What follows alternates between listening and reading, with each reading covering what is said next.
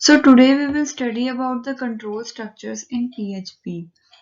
So in this lecture we will study about the brief introduction about control structure, what are various types of control structure, then branching, and under branching there are 5 different types of statements which we will study in deep in this lecture.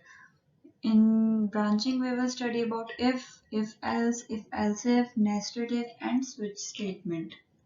So let's start with the introduction of control structures. So normally जब भी कोई program execute होता है तो उसका flow of execution sequential होता है, line wise हर statement execute होती है। तो कई बार हमें ज़रूरत पड़ती है कि हम जो फ्लो है एग्जीक्यूशन का उसे चेंज करें या कुछ स्टेटमेंट्स के बाद डायरेक्टली किसी और स्टेटमेंट पे वो जंप कर जाए। तो इस तरह की statements that control the flow of execution, these statements are called control statements. कई बार हमें डिफरेंट एक्शंस परफॉर्म करने पड़ते हैं on basis of different conditions. तो उन एक्शंस को परफॉर्म करने के लिए हमें कंट्रोल स्टेटमेंट्स की जरूरत पड़ती है। तो अब कंट्रोल स्टेटमेंट्स फर्दर आगे 3 तरह की होती हैं। फर्स्ट ऑफ ऑल ब्रांचिंग, जो कि सीक्वेंशियल होता है। डीप में हम आगे पढ़ेंगे कि ब्रांचिंग कैसे वर्क करेगा। देन टर्नरी ऑपरेटर, ये सिलेक्शन के कंसेप्ट पे वर्क करता है, whereas looping work on iteration concept. सबसे पहले branching. Branching statements are used to change the normal flow of execution based on some conditions.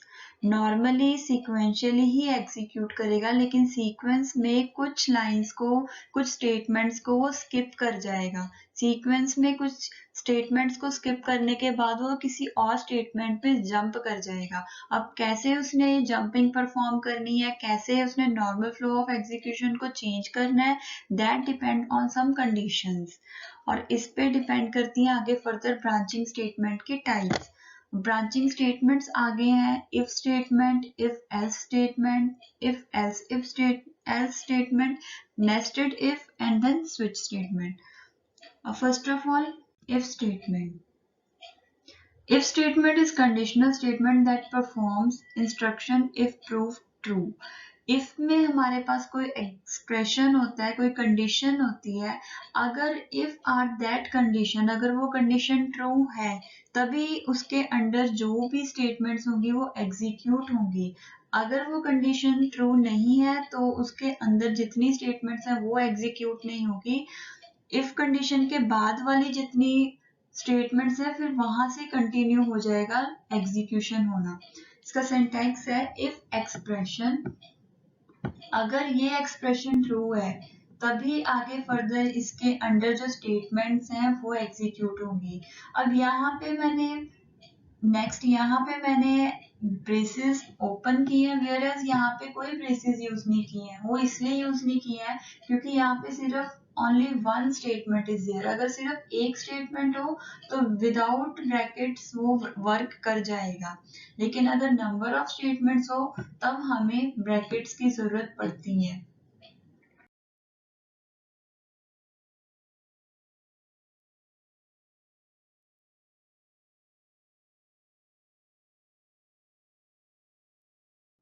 Let's see example of this statement. तो यहाँ पे मैंने एक वेरिएबल लिया है एज नाम का और इसमें मैंने वैल्यू असाइन कर दी है 18। अब मैंने यहाँ पे इफ कंडीशन लगाई है if age is greater than और इक्वल टू 18 तो इको हो जाए you are eligible for driving licence. अब ये वाली कंडीशन मेरी ट्रू है, इट मीन्स कि ये यहाँ पे इको स्टेटमेंट वर्क करेगी। अब यहाँ पे सिर्फ एक ही स्टेटमेंट है, अगर मैं ये ब्रैकेट नहीं भी लगाती तो भी ये वर्क कर जाता।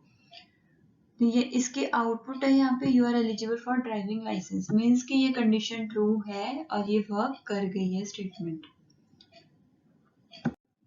Next is if else statement. If statement में हमने सिर्फ ये बताया था कि अगर कंडीशन ट्रू है तो क्या कौन सी स्टेटमेंट वर्क करेगी, लेकिन हमने ये नहीं बताया था कि अगर स्टेटमेंट फॉल्स है तो ये कैसे वर्क करेगा। तो इफ एल्स स्टेटमेंट ने यही ड्रॉबैक को दूर किया है। इफ एल्स स्टेटमेंट में एक सिंगल कंडीशन होती है लेकिन there are two blocks if and else. अगर कंडीशन ट्रू है तो एक सेट ऑफ ब्लॉक, इफ के अंडर जितना सेट ऑफ ब्लॉक है, स्टेटमेंट है, वो वर्क करेंगी। वेयरएज अगर स्टेटमेंट फॉल्स है तो एल्स के अंडर जितनी सेट ऑफ स्टेटमेंट्स है वो वर्क करेंगी। सिंटैक्स इसका यहाँ पे इफ एक्सप्रेशन, अगर ये एक्सप्रेशन ट्रू है तो ये वाली स्टेटमेंट्स वर्क करेंगी। एल्स मींस अगर ये एक्सप्रेशन फॉल्स है तो ये वाली स्टेटमेंट एग्जीक्यूट करेंगी। इसके एग्जांपल देखते हैं। नम नाम का मैंने एक वेरिएबल लिया है जिसकी की वैल्यू मैंने 18 असाइन करवाई है। ये जो प्रोग्राम है ये चेक करने के लिए है कि जो भी नम के अंदर वैल्यू है वो वैल्यू इवन है कि ऑड है। इवन ऑड को कैसे चेक करते हैं, हम 2 के साथ उसको डिवाइड करते हैं और अगर रिमाइंडर मेरा 0 आ जाता है, mod is for remainder, modulus remainder ये देता है हमें कि रिमाइंडर क्या होगा। अगर रिमाइंडर 2 है तो 0 है अगर रिमाइंडर, देन इट मींस कि जो नंबर है वैल्यू है वो इवन होगा, एल्स जो नंबर और वैल्यू है वो ऑड होगा। तो इफ कंडीशन अगर ये ट्रू हो जाती है तो इवन नंबर आउटपुट आएगी। Whereas अगर ये वाली कंडीशन फॉल्स हो जाती है तो एल्स के अंदर जो स्टेटमेंट्स हैं वो वर्क करेंगी। अब हमारे नंबर की वैल्यू थी 18, 18 डिवाइडेड बाय 2 0, तो 18 डिवाइडेड बाय 2 के बाद जो रिमाइंडर आता है दैट इज 0, 0 है तो मींस कि ये इफ वाली स्टेटमेंट वर्क करेगी। सो आउटपुट यहाँ पे है 18 is even number. Next is if else statement. अब इफ एल्स में तो हमने बताया था कि अगर इफ कंडीशन ट्रू है तो क्या कौन से स्टेटमेंट वर्क करेंगी। एल्स कंडीशन मींस अगर इफ कंडीशन फॉल्स है तो क्या वर्क करेगा। लेकिन कई बार हमें इसकी रिक्वायरमेंट होती है कि हमने इफ कंडीशन ट्रू किया कि अगर ये वाली कंडीशन ट्रू है तो कौन सी स्टेटमेंट चलेगी, अगर कोई और कंडीशन ट्रू है तो कौन सी स्टेटमेंट, मतलब हमें कई एक से ज्यादा कंडीशंस को चेक करने की जब जरूरत पड़ती है तब हम इफ एल्स स्टेटमेंट को यूज करते हैं। वेयरएज इफ एल्स में सिर्फ एक ही कंडीशन हम चेक कर रहे थे। अब इसमें यहाँ पे सिंटैक्स है इफ एक्सप्रेशन 1, अगर एक्सप्रेशन 1 ट्रू है तो स्टेटमेंट 1 एग्जीक्यूट कर जाएगी। एल्स इफ एक्सप्रेशन 2 के बारे में वो पूछेगा, इवेल्युएट करेगा कि एक्सप्रेशन 2 ट्रू है कि नहीं है। अगर ट्रू है तो स्टेटमेंट 2 वर्क करेगी। सिमिलरली आगे भी कोई और एल्स इफ कंडीशंस हैं, जितनी भी हैं वो सारी यहाँ पे चेक होंगी और कोई भी कंडीशन अगर ट्रू नहीं है देन एल्स में जो भी स्टेटमेंट है वो एग्जीक्यूट होगी। इसके एग्जांपल देखते हैं। एग्जाम्पल में मैंने परसेंटेज नाम का एक वेरिएबल लिया है जिसमें की वैल्यू रख दी है मैंने 80। अब मैंने कंडीशन लगाई है if percentage is greater then 60 तो इको होगा फर्स्ट डिवीजन। एल्स इफ अगर किसी की 60 से ज्यादा नहीं है तो कुछ ना कुछ और तो परसेंटेज की कंडीशन चेक करनी पड़ेगी। तो एल्स इफ में चेक किया है परसेंटेज इज ग्रेटर देन 50 तो सेकंड डिवीजन आ जाएगी। देन एल्स इफ अगर 50 से भी ज्यादा नहीं है, परसेंटेज ग्रेटर देन 40 है तो थर्ड डिवीजन आ जाएगी। और अगर 40 से भी ज्यादा नहीं है, 40 तक भी मार्क्स नहीं ले सका तो उसने फेल ही होना है। देन एल्स में इको फेल। मेरी यहाँ पे परसेंटेज में वैल्यू थी 80 तो फर्स्ट कंडीशन में ही ये ट्रू हो गई वैल्यू और फर्स्ट डिवीजन यहाँ पे आउटपुट आ गई है। Next is nested if statement. कई बार हमें जरूरत होती है कि कुछ कंडीशन के बेस पे कुछ और कंडीशंस को चेक करना होता है। अब कोई एक एक्सप्रेशन है, उस एक्सप्रेशन के अंदर कोई दूसरा एक्सप्रेशन हमें चेक करना होगा। फॉर एग्जाम्पल कि अगर हमने कोई किसी रेस्टोरेंट में गए हैं, वहां पे हमने ऑर्डर करना है तो पहले हम चेक करेंगे कि ब्रेकफास्ट से करना है ऑर्डर, लंच से करना है या डिनर से करना है। पहले हमारी कंडीशन होगी हमारा ब्रेकफास्ट है, लंच है कि डिनर है। फॉर एग्जाम्पल हमने ब्रेकफास्ट से किया तो फर्स्ट एक्सप्रेशन में हमारे पास आंसर आ गया कि ब्रेकफास्ट से हमने ऑर्डर करना है। फिर उसके अंडर ब्रेकफास्ट के अंदर जो मेन्यू होगा उसमें से हमने फर्दर चेक करना है कि हमने कौन सा वाला ऑर्डर करना है। मीन्स एक कंडीशन के ऊपर दूसरी कंडीशन डिपेंड कर रही है। That is called nested if statement. इसका सिंटैक्स है इफ एक्सप्रेशन 1, अगर एक्सप्रेशन 1 ट्रू है, तब हम आगे इसके अंदर जो एक्सप्रेशन है उसको इवेल्युएट करेंगे। एल्स जो दूसरा एक्सप्रेशन एल्स में अगर पहले ही एक्सप्रेशन हमारा फॉल्स हो गया तो जो एल्स में है उसमें वर्क होगा।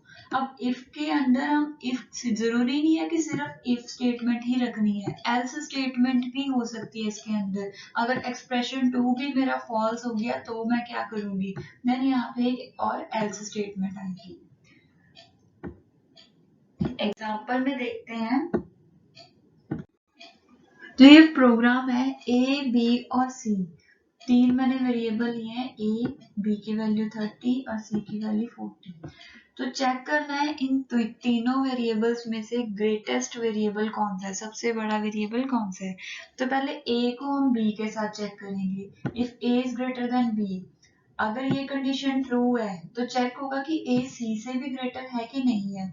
अगर सी से ग्रेटर है तो लिख देना कि यहाँ पे a is greater, otherwise c is greater.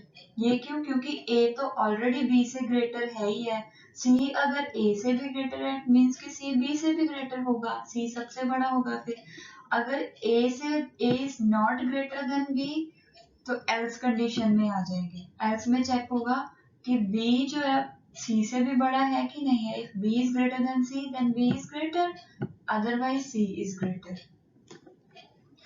तो यहाँ पे वैल्यू है 20 और बी की वैल्यू है 30 और सी की वैल्यू है 40। फर्स्ट ऑफ ऑल चेक करेंगे a is greater than b. A is greater, a की वैल्यू 20 है, बी की वैल्यू 30 है। 20 इज ग्रेटर देन बी, ये कंडीशन यहाँ पे फॉल्स हो गई। अगर ये कंडीशन यहाँ पे फॉल्स हो गई तो डायरेक्टली हम यहाँ से आ जाएंगे एल्स में, उससे बीच वाली कोई भी कंडीशन नहीं चलेगी। एल्स में अब a is not greater then b, it means कि b बड़ा है a से। अब हम b को चेक करेंगे कि वो c से भी बड़ा है कि नहीं है। b की वैल्यू 30 है और c की वैल्यू 40 है। 30 इज ग्रेटर देन 40, नो, ये वाली कंडीशन भी फॉल्स हो गई। अगर ये वाली कंडीशन फॉल्स हो गई तो इसके अंदर जो एल्स वाला है ये यहाँ पे आ जाएगा। एल्स में चेक करना है, बी सी से ग्रेटर नहीं है, इट मीन्स कि सी ही ग्रेटर बच गया है, देन इक्वल हो जाएगा सी इज ग्रेटर। यहाँ पे आउटपुट आ गई है सी इज ग्रेटर। लास्ट हमारी ब्रांचिंग के अंदर रह गया है switch statement. Switch statement is used to select one option among multiple options. हमारे पास कई सारे केसेस अवेलेबल हैं, केस 1, केस 2, केस 3। उन सभी केसेस में से हमने जिस केस को एग्जीक्यूट करना है हम डायरेक्टली वहां पे स्विच कर जाएंगे। अब ये बाकी के इफ एल्स इफ से किस तरह डिफरेंट है, सेम जो वर्क हमने स्विच से करना है सेम वर्क हम इफ एल्स इफ से भी कर सकते हैं। एक प्रोग्राम को एग्जीक्यूट करने के लिए बहुत सारे तरीके हैं, लेकिन एल्स इफ में और स्विच में ये डिफरेंस है कि इफ एल्स इफ में हमें हर एक बार इफ कंडीशन को एग्जीक्यूट करना पड़ता है। हर एक बार हमें चेक करना पड़ेगा कि ये इससे बड़ा तो नहीं है, ये वाली वैल्यू तो नहीं है, दूसरे वाला एक्सप्रेशन की वैल्यू तो नहीं है, हमेशा हमें चेक करना पड़ेगा। वेयर स्विच में हम क्या करेंगे, एक बार एक्सप्रेशन को चेक कर लेंगे फिर डायरेक्टली हम उस एक्सप्रेशन में जंप कर जाएंगे जिस एक्सप्रेशन को हमने एग्जीक्यूट करना है। तो इसका सिंटैक्स है स्विच एक्सप्रेशन, फिर एक्सप्रेशन में के बेस पे जो भी वैल्यू होगी उस वैल्यू पे हम डायरेक्टली जंप कर जाएंगे। और उसको कैसे डिफाइन करना है कि कौन सी वैल्यू है, एक्सप्रेशन के अंदर ब्रेसेस के अंदर हमने वैल्यूज डिफाइन करनी है। केस जो है कीवर्ड है जो सिर्फ स्विच स्टेटमेंट के साथ यूज होते हैं, केस कीवर्ड, फिर देन वैल्यू 1 जो भी वैल्यू आपकी जिसमें भी आपने स्विच करना है। देन यहाँ पे कॉलन है, कॉलन की जगह अगर हम सेमी कॉलन भी यूज कर दें तब भी पीएचपी में एरर नहीं आता है, हम यूज कर सकते हैं। देन अगर केस वैल्यू 1 है तो फर्स्ट स्टेटमेंट चल जाएगी, देन ब्रेक। ब्रेक स्टेटमेंट लगानी जरूरी इसलिए है क्योंकि अगर हम ब्रेक स्टेटमेंट नहीं लगाएंगे तो ये इसके आगे भी कंटिन्यू कर जाएगा जब तक कि इसको ब्रेक स्टेटमेंट नहीं मिले, तब तक ये सारे के सारे स्टेटमेंट एग्जीक्यूट करता रहेगा, इसलिए हम ब्रेक स्टेटमेंट लगाते हैं। अगर केस 1 नहीं है then case value 2, next value पे वो चेक करेगा कि नेक्स्ट वैल्यू तो नहीं है, वैल्यू है तो देन जो भी वैल्यू एक्सप्रेशन से आएगी डायरेक्टली ये उस वैल्यू पे जंप कर जाएगा। और अगर इसमें इनमें किसी भी केस में ये वाली वैल्यू नहीं है तो at last we have default value पे जंप कर जाएगा और डिफॉल्ट के अंदर जो स्टेटमेंट रहेगी वो उसको एग्जीक्यूट कर जाएगा। अब कुछ पॉइंट्स हैं under switch statement. First of all, the default is an optional statement. Even it is not important that default must always be the last statement. जरूरी नहीं है कि डिफॉल्ट को रखना ही रखना है, लेकिन हम डिफॉल्ट को इसलिए रखते हैं कि अगर कोई भी केस यहाँ पे वर्क नहीं कर रहा है तो उस कंडीशन में हमारे स्विच स्टेटमेंट क्या आउटपुट शो करे। अगर नहीं कर रहा तो वो कुछ आउटपुट शो नहीं करेगा, उसके आगे की एग्जीक्यूशन स्टार्ट कर देगा। और हमारे स्विच स्टेटमेंट में there is only one default, क्योंकि अगर एक से ज्यादा डिफॉल्ट होंगे तो सिस्टम कंफ्यूज हो जाएगा कि मैं किस वाले डिफॉल्ट को एग्जीक्यूट करूं। Each case can have a break statement. Break statement हम इसलिए करते हैं कि उसको पता चल जाए सिस्टम को कि केस कहाँ पे स्टॉप कर रहा है। अगर ब्रेक स्टेटमेंट नहीं होगी तो वो टर्मिनेट नहीं कर पाएगा, उसी केस को फर्दर आगे एग्जीक्यूट कर देगा। PHP allow you to use number, character, string as well as function. Switch expression में कुछ भी हम रख सकते हैं, नंबर भी रख सकते हैं। मोस्टली हम नंबर ही देखते हैं, लेकिन एग्जाम्पल में आपको मैं स्ट्रिंग के थ्रू एग्जाम्पल शो करूंगी। देन करेक्टर भी रख सकते हैं, इवन फंक्शन भी रख सकते हैं जो कुछ ना कुछ इवेल्युएट कर रहा हो। नेस्टिंग स्विच के अंदर हम दूसरा स्विच केस भी लगा सकते हैं, लेकिन इससे प्रोग्राम हमारा थोड़ा कॉम्प्लेक्स हो जाता है, इसलिए हम इसको अवॉइड ही करते हैं। और सेमी कॉलन हम यूज कर सकते हैं इंस्टेंट ऑफ कॉलन्स, कोई एरर जनरेट नहीं होगा। एग्जांपल करते हैं स्विच की। तो यहाँ पे मैंने फेव कलर नाम का एक वेरिएबल लिया है जिसमें की वैल्यू रखी है मैंने रेड। ये एक स्ट्रिंग है, स्ट्रिंग वेरिएबल लिया, स्ट्रिंग की मैंने इसमें वैल्यू रखी है। अब स्विच स्टेटमेंट लगाई है मैंने स्विच, इसके अंदर मैंने इस वेरिएबल की वैल्यू को रख दिया है फेव कलर। अब इस वेरिएबल की जो भी वैल्यू होगी उसके बेसिस पे ये आगे केस को डिफाइन करेगा। फर्स्ट केस है केस वैल्यू वन क्या है मेरी यहाँ पे रेड, केस है रेड वन मीन्स कि अगर स्विच में यहाँ पे वैल्यू फेव कलर की वैल्यू अगर रेड आई है तो ये वाला केस वर्क करेगा। अगर फेव कलर की वैल्यू ब्लू आई है, केस ब्लू, यहाँ पे कॉलम्स लगा रखे क्योंकि स्ट्रिंग है, ब्लू है, देन ये वाला केस एग्जीक्यूट होगा। अगर ग्रीन है तो ग्रीन वाला केस एग्जीक्यूट होगा। और अगर इनमें से कोई भी वैल्यू ने किसी ने ऑरेंज डाल दिया, ब्लैक कलर डाल दिया, तो वो डायरेक्टली डिफॉल्ट पे आ जाएगा और ये वाला केस एग्जीक्यूट होगा। अब हमारे फेव कलर में कलर है रेड, स्विच में आ गई वैल्यू यहाँ पे फेव कलर की जगह में वैल्यू आ गई रेड। रेड में रेड वाला केस एग्जीक्यूट होगा और इको हो जाएगा your favourite colour is red. तो यहाँ पे आउटपुट में your favourite colour is red show हो चुका है। ये था हमारा स्विच स्टेटमेंट। सो अभी जितने भी ब्रांचिंग स्टेटमेंट्स करवाई हैं आप उन सभी के सभी ब्रांचिंग स्टेटमेंट्स को एग्जीक्यूट करके देखना, उन पर प्रैक्टिस करके देखना, तभी ये क्लियर होगी। और फर्दर नेक्स्ट लेक्चर्स में हम बाकी के कंट्रोल स्ट्रक्चर्स को करेंगे जिसमें कि लूपिंग आ जाएगा, टर्नरी ऑपरेटर आ जाएगा, हम उन पे वर्क करेंगे। लेकिन आप जो ब्रांचिंग स्टेटमेंट्स हमने किए आप उसको भी प्रैक्टिस करके देखना। Thank you.